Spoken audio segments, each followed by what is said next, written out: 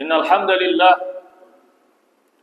نحمده ونستعينه ونستغفره ونعوذ بالله من شرور أنفسنا وسيئات أعمالنا من يهده الله فلا مضل له ومن يضلل فلا هادي له أشهد أن لا إله إلا الله وحده لا شريك له وأشهد أن محمدا عبده ورسوله أرسله بالحق بشيرا بين يدي الساعة من يطع الله تعالى ورسوله فقد رشد ومن يعصهما فإنه لا يضر إلا نفسه ولا يضر الله تعالى شيئا اللهم صل وسلم وبارك على محمد وعلى آل محمد أما بعد فيا عباد الله اتقوا الله حق تقاته ولا تموتن إلا وأنتم مسلمون.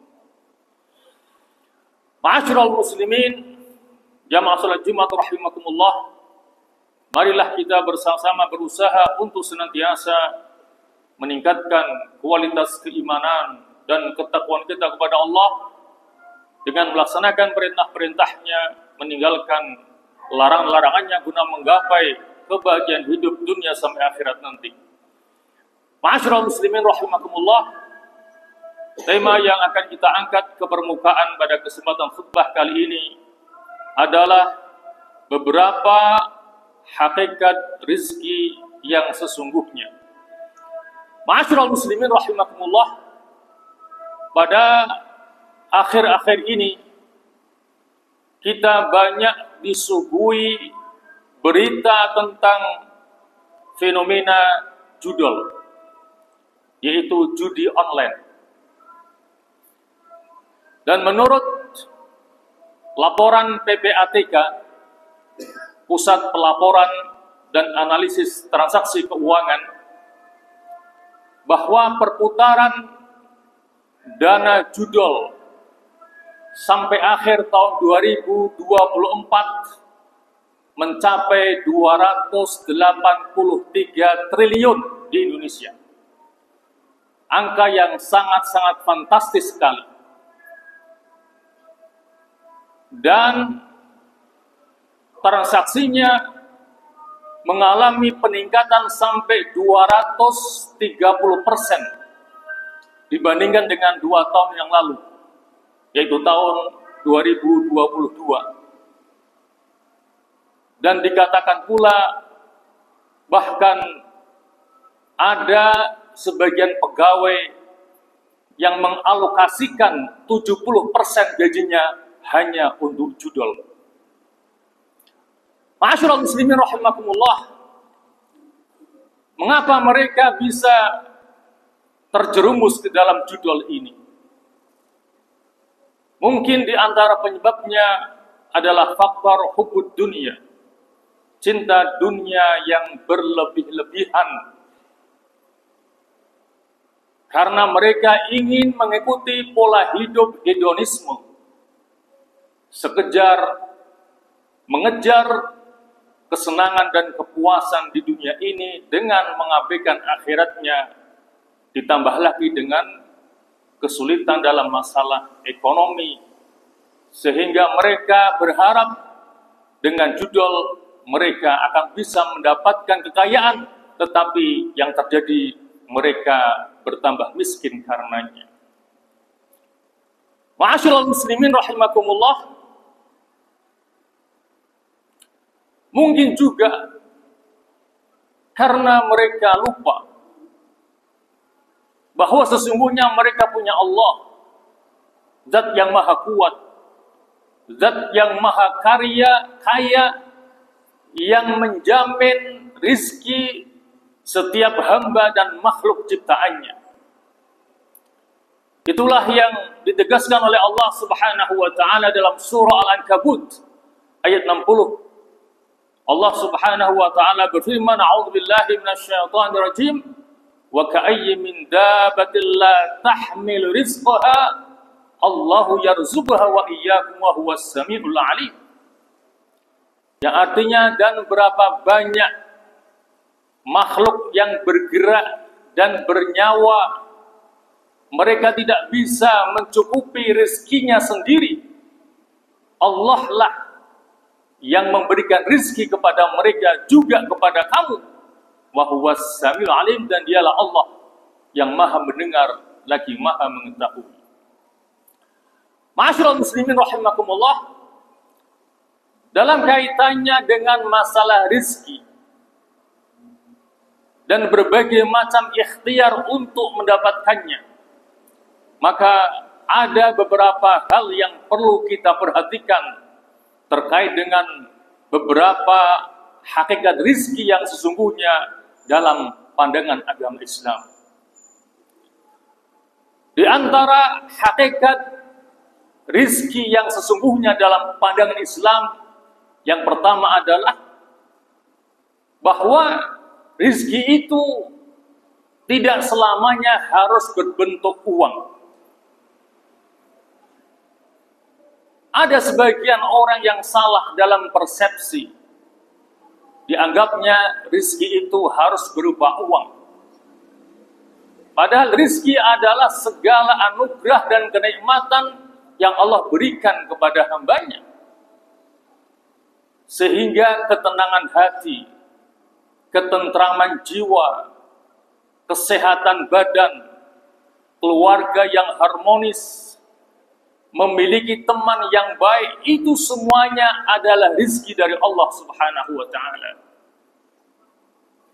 Jadi rizki itu amat sangat luas cakupannya, seluas berbaik sangka kita kepada Allah dan kepada sesama manusia. Ma'asyiral muslimin rahimakumullah, hakikat yang kedua adalah bahwa fitrah manusia itu mencintai harta dan kekayaan. Itulah yang telah disabdakan dan diingatkan oleh Rasulullah sallallahu alaihi wasallam dalam sebuah sabdanya. Beliau mengatakan, "Lau anna libni Adam wadiyan min dhahabin ahabba an yakuna lahu wadiyan walan yamla'a fahu illa turab wa yatubu Allahu ala man taba." Ya, artinya jika seandainya manusia itu telah memiliki satu lembah emas, maka dia ingin punya 2 lembah emas. Dan tidak akan memenuhi mulutnya illa turab, kecuali tanah. Artinya manusia baru berhenti kerakusannya di dunia apabila mulutnya telah disumbat dengan tanah alias meninggal dunia. Wa yatubullahu ala man taba, dan Allah akan menerima tobatnya orang-orang yang bertobat kepadanya. Oleh karena itulah, agar fitrah manusia terhadap harta dan kekayaan ini tidak akan membawa kepada kesengsaraan, maka seseorang harus mempergunakan harta dan kekayaannya untuk mendapatkan negeri di akhirat, negeri yang abadi untuk selama-lamanya. Inilah yang diingatkan oleh Rasulullah sallallahu alaihi wasallam dalam sebuah sabdanya, "Man kanatid dunya hammahu farraqallahu alaihi amrahu wa ja'ala faqrahu baina 'ainaihi wa lam ya'tihi minad dunya illa ma kutiba lahu. Wa man kanatil akhiratu niyyatahu jama'allahu lahu amrahu wa ja'ala ghinahu fi qalbihi wa ta'tihi dunya wa hiya raghimah."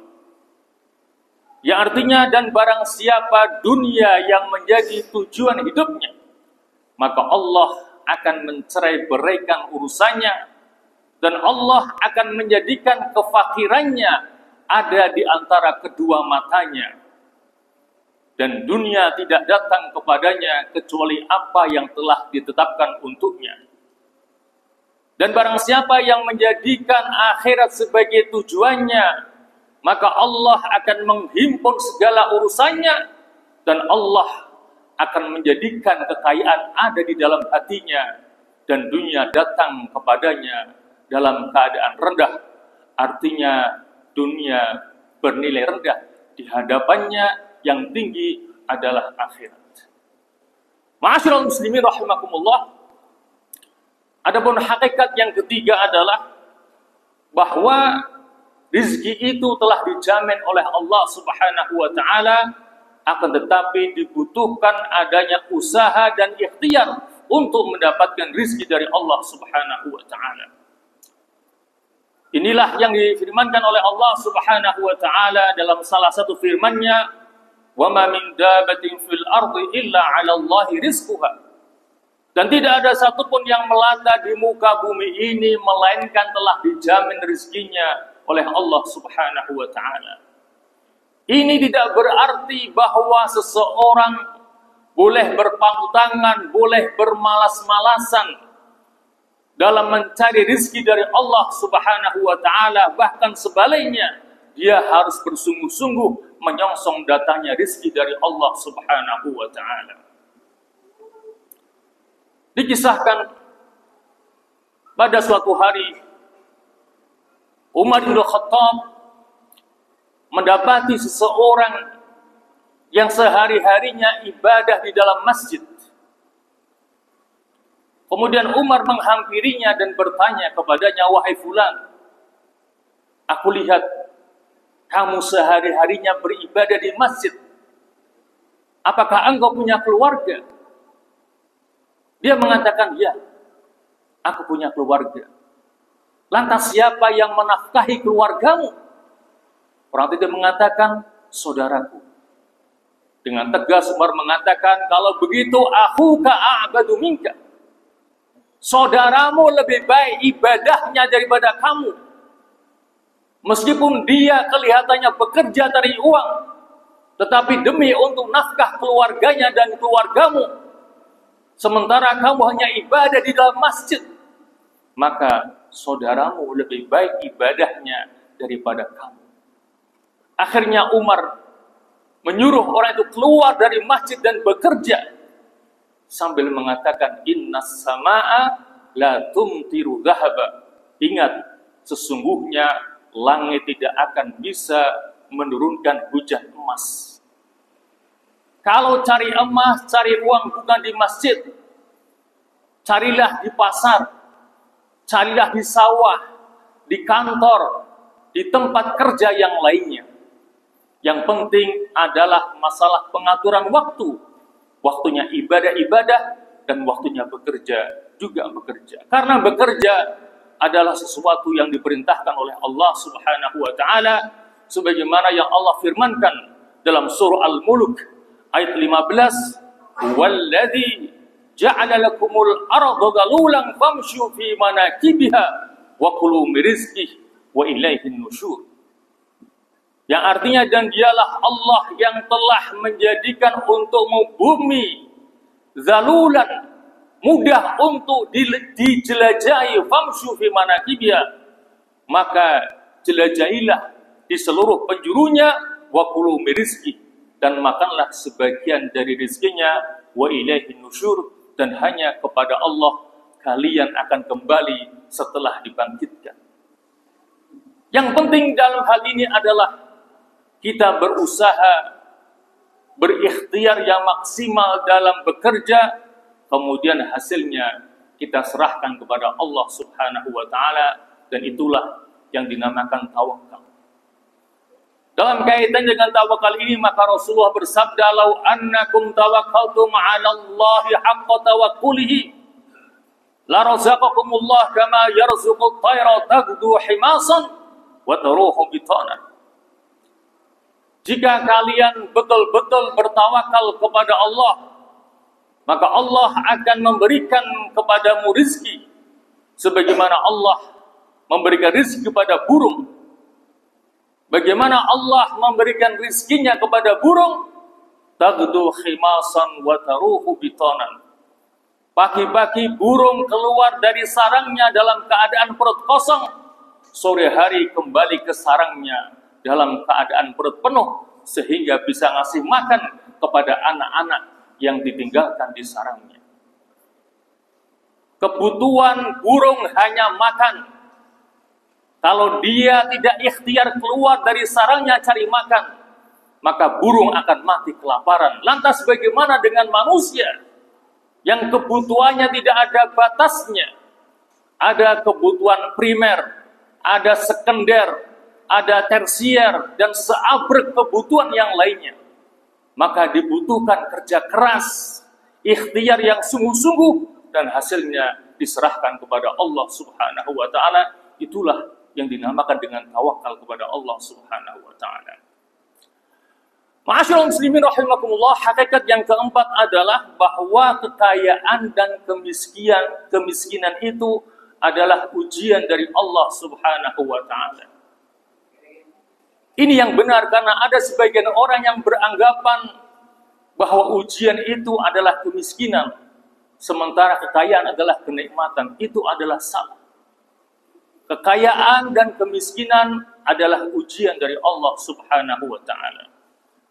Dan dalam surah Al-Fajr ayat 15 dan 16 Allah menggambarkan sikap yang salah dari seseorang yang diuji Allah dengan kekayaan dan kemiskinan. Firman Allah Subhanahu wa Ta'ala, "Fa'ammal insanu idza mabtalahu rabbuhu fa'akramahu wa na'amahu fayaqulu rabbi akraman.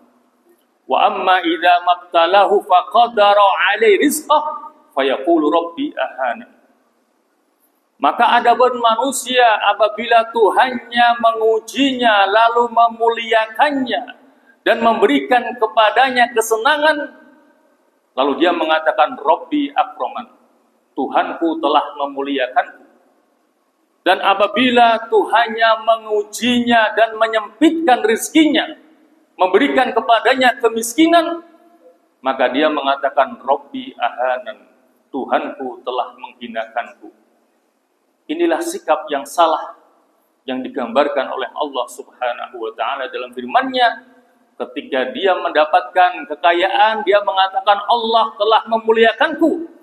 Ketika diuji dengan kemiskinan, dia mengatakan Allah telah menghinakanku. Maka sikap yang benar ketika seseorang diuji dengan kekayaan adalah sikap seperti yang telah ditunjukkan oleh Nabi Sulaiman alaihissalam.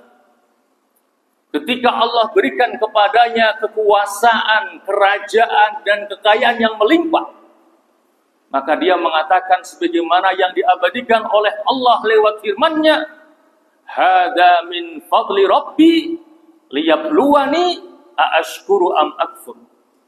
Ini adalah bagian dari anugerah Tuhanku kepadaku, liyabluwani, untuk mengujiku apakah aku bersyukur, apakah aku kufur. Faman syakara fa innama yashkuru li nafsi. Barang siapa yang bersyukur, maka sesungguhnya dia bersyukur untuk dirinya sendiri. Wa man kafara fa innallaha ghaniyyun karim. Dan barang siapa yang kufur, maka sesungguhnya Allah Maha Kaya lagi Maha Mulia. Ma'asyiral muslimin rahimakumullah, hakikat yang kelima adalah bahwa kebahagiaan itu tidak hanya berupa uang atau kekayaan.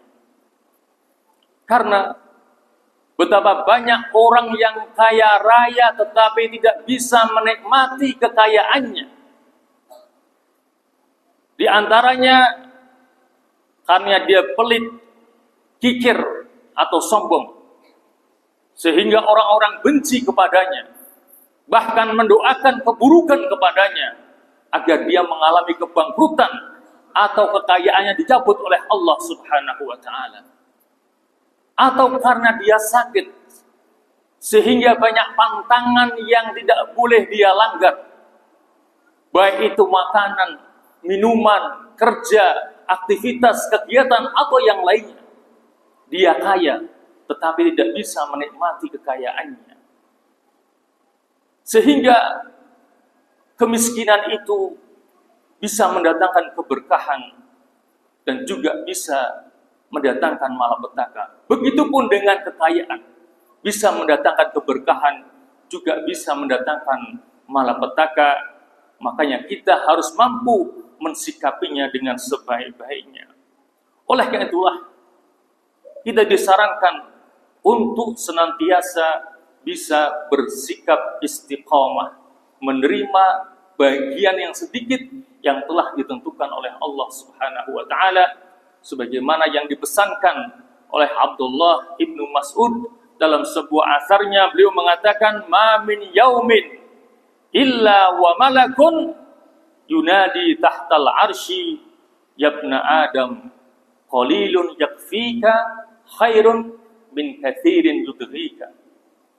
Yang artinya tidak satu hari pun melainkan ada malaikat yang menyeru dari bawah arsy, yabna adam, wahai manusia, qalilun yakfika, sedikit harta namun kamu merasa cukup, khairun, itu lebih baik, min katsirin yudghika, daripada harta yang banyak tetapi membuatmu bersikap zalim atau bertindak melampaui batas. Dan adapun hakikat yang keenam yang terakhir adalah jauhilah perkara haram dalam kita mencari rezeki dari Allah Subhanahu wa taala. Oleh karena itulah perlu kita tanamkan pada diri kita bersama rasa takut untuk mencari rezeki dengan cara yang diharamkan oleh Allah Subhanahu wa taala.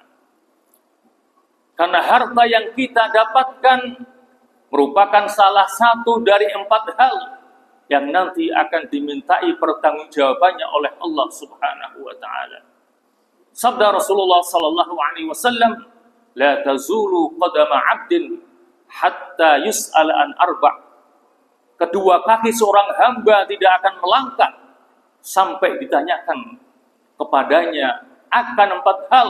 Salah satu di antaranya adalah an malihi min aina kasabahu wa ilaina anfaqa. Akan ditanyakan kepadanya tentang hartanya, dari mana ia mendapatkannya dan kemana pula ia membelanjakannya. Dan juga kita harus ingat ancaman dari Rasulullah sallallahu alaihi wasallam dalam hadisnya, kullu lahmin nabata min haram fannaru aula bih. Setiap daging yang tumbuh dari hal-hal yang diharamkan, maka neraka lebih berhak baginya. Ma'asyiral muslimin rahimakumullah, itulah 6 hakikat rizki yang sesungguhnya dalam pandangan agama Islam. Kita mohon kepada Allah, semoga Allah memberikan kepada kita kemampuan untuk bisa memahami dan mengamalkannya dengan sebaik-baiknya. Aqulu qouli hadza wa astaghfirullahal azim li wa lakum wa lisairil muslimin wal muslimat wal mu'minin wal mu'minat fastaghfiruh innahu huwal ghafurur rahim.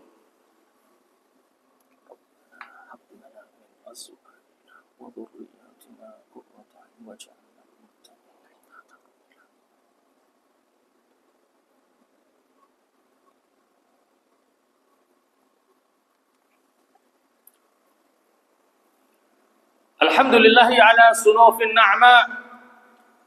أحمد الله سبحانه وتعالى وأشكره على جزيل العطاء وأشهد أن لا إله إلا الله وحده لا شريك له شهادة أدخرها ليوم اللقاء وأشهد أن محمدا عبده ورسوله أسفى الأصفياء وعلى آله وصحبه الكرماء أما بعد فيا عباد الله اتقوا الله الملك الديان تدخلوا برحمته فسيح الجنان ثم اعلموا أن الله تبارك وتعالى صلى على نبيه قديما وأمركم بذلك إرشادا لنا وتعليما فقال تعالى ولم يزل قائلا عليما إن الله وملائكته يصلون على النبي يا أيها الذين آمنوا صلوا عليه وسلموا تسليما اللهم صل على محمد وعلى آل محمد كما صليت على إبراهيم وعلى آل إبراهيم وبارك على محمد وعلى آل محمد كما باركت على إبراهيم وعلى آل إبراهيم في العالمين إنك حميد مجيد